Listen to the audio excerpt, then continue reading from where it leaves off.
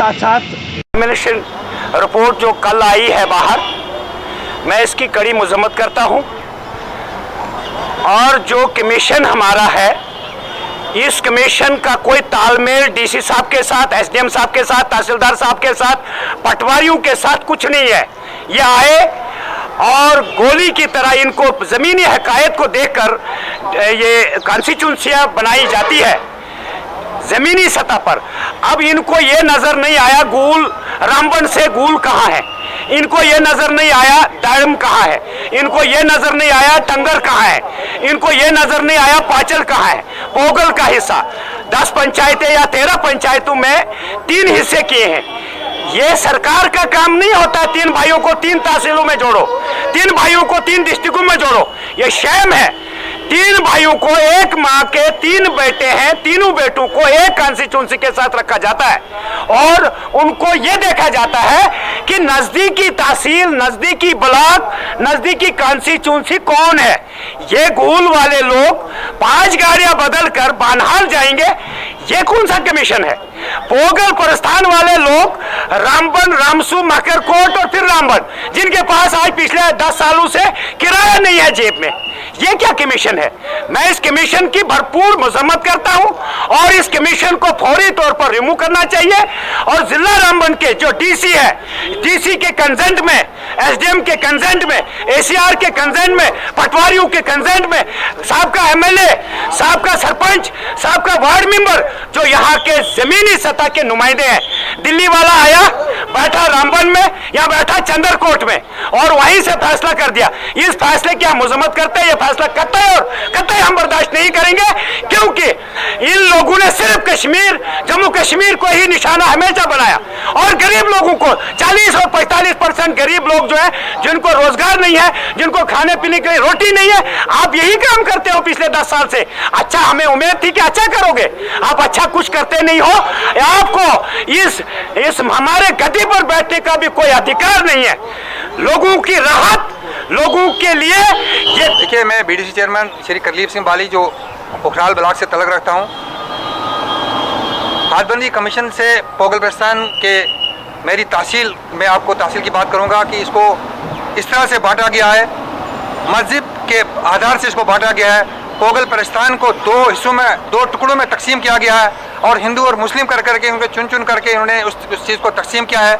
हम इसकी कड़ी अल्फाज में मजम्मत करते हैं। देखिए, मैं आपको बता देना चाहूँगा कि प्रस्थान एरिया जो है, हमारी 10 पंचायतें हैं। उसके बाद आप देखिए, पोगल की 5 पंचायतें जो है वो ऑलरेडी बनाल के साथ थी। हम चाहते हैं कि पोगल प्रस्थान, अगर इन लोगों ने सही सर्वे, ज़मीनी सतह पर सर्वे किया होता तो मुझे लगता है कि आज इतना, मुझे लगता है कि मुझे हज़ारों काली आई लोगों की कि इस पोगल प्रस्थान के भाईचारों को तोड़ने में इन्होंने कितना बड़ा रोल किया है।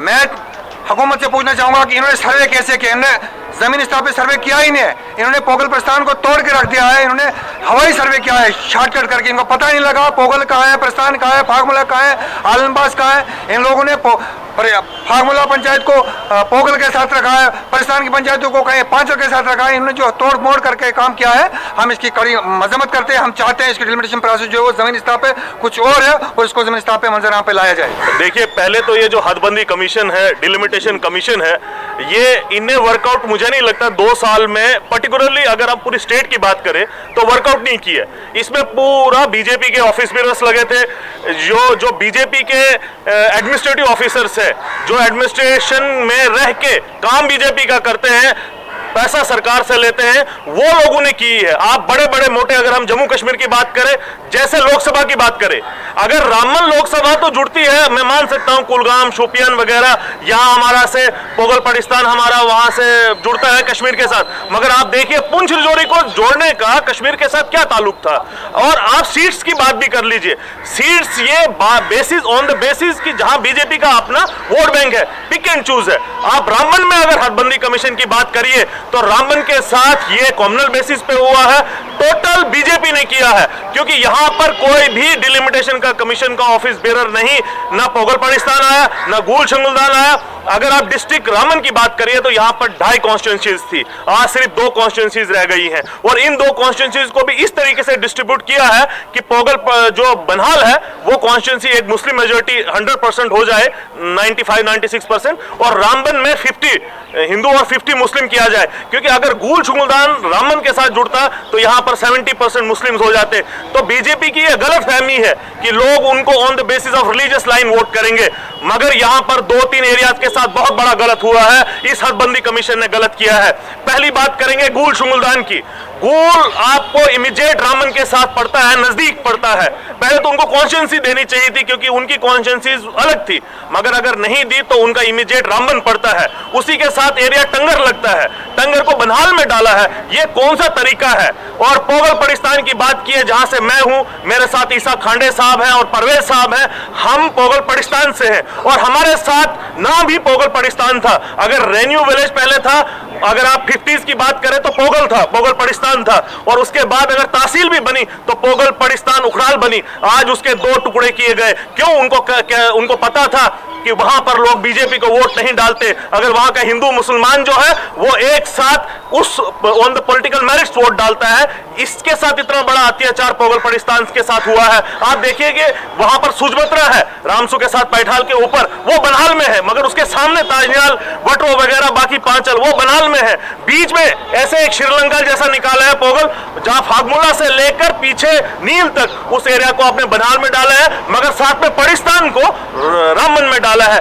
ये बहुत बड़े ज्यादती है। और एक बात मैं आपको कहता हूं कि कुछ 15-20 दिन पहले एक पेपर सर्कुलेट हो रहा था, राउंड हो रहा था, 2 साल से अफवाहें गर्म थी कि हम गूल को रामबन के साथ ला रहे हैं, पोगल पड़िस्तान के 2 टुकड़े कर रहे हैं। हमने कहा ये अफवाहें हैं, और ये अफवाहें कौन फैला रहा था? बीजेपी के लोग फैला रहे थे। और बीजेपी को मैं चेतावनी देता हूं कि ये मत सोचो कि हम लोग अनपढ़ हैं, हम लोग आपको छोड़ देंगे।